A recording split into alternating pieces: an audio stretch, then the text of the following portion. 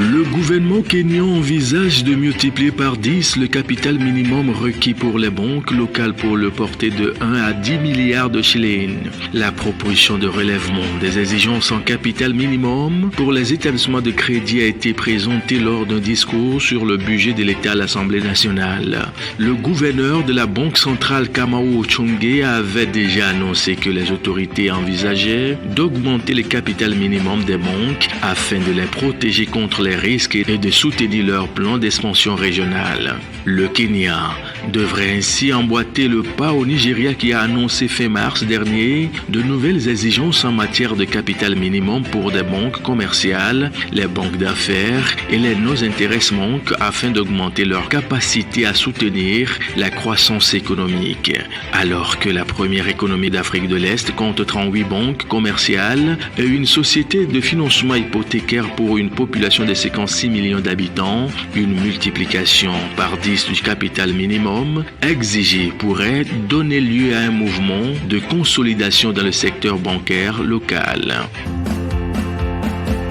Par la mise en œuvre de la politique de gestion intégrée des frontières, le gouvernement ivoirien cherche à renforcer la sécurité et à améliorer les conditions de vie dans les zones frontalières, consolidant ainsi la stabilité et le développement du pays. En Côte d'Ivoire, le Conseil des ministres a approuvé le mercredi 12 juin dernier l'adoption de la politique nationale de gestion intégrée des frontières et son plan d'action.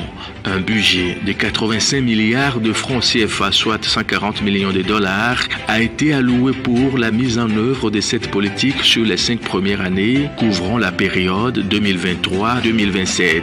La PNGIF-CI vise à sécuriser les frontières terrestres, maritimes et aériennes du pays, tout en améliorant le cadre de vie et le bien-être des populations vivant dans ces zones stratégiques.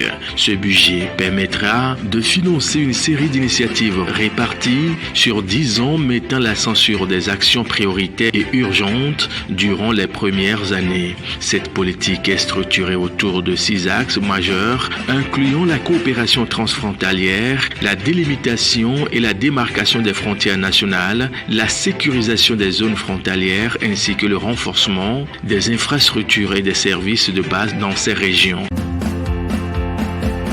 La Banque mondiale a approuvé un prêt supplémentaire de 150 millions de dollars en soutien au projet d'appui à la compétitivité des filières agricoles et à la diversification des exportations mise en œuvre sur la période 2020-2026 au Bénin.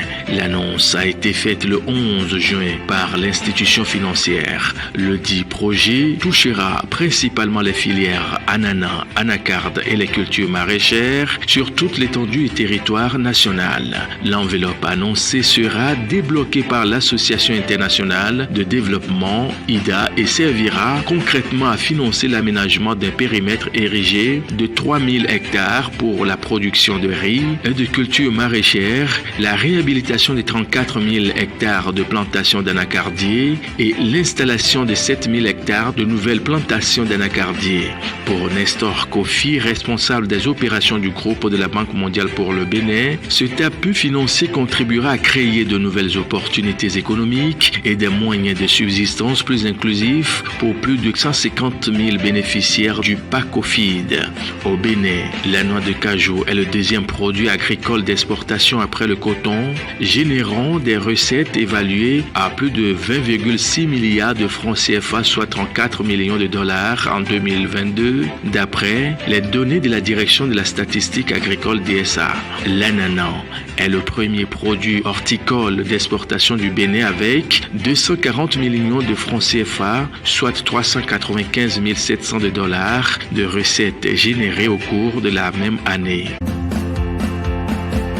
Le gouvernement congolais est en passe de racheter les intérêts qu'il n'en détient pas encore dans la société Primera Gold, une co-entreprise avec le groupe Primera basé aux Émirats arabes unis. Cela mettrait fin à un accord de 25 ans signé en 2022 et portant sur l'achat et l'exportation d'or artisanal par cette société proche du pouvoir politique émirati. Selon les informations, la fin du partenariat intervient après l'effondrement des exportations exportations d'or de Primera Gold cette année et pourrait s'expliquer par les récentes difficultés de la société.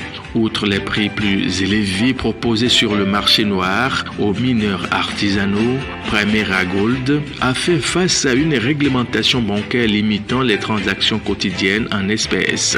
Depuis novembre, les expéditions d'or auraient chuté de 50% après que la société a exporté pour 5 tonnes d'or à partir de la RDC l'année dernière.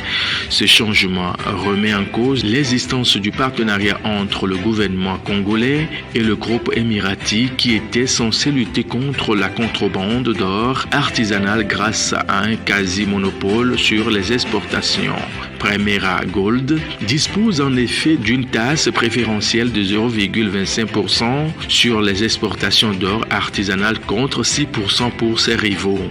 Notons que l'activité de Primera Gold devrait être poursuivie par le gouvernement, mais rien ne garantit que les autorités aient de meilleurs résultats seuls que dans le cadre de la co-entreprise. La société basée à Abu Dhabi devrait se concentrer désormais sur les minéraux comme étain et tantal. L'autre volet du partenariat noué avec le gouvernement congolais, l'achat et la transformation locale de ces produits miniers grâce à la mise en place d'une raffinerie sont notamment prévus.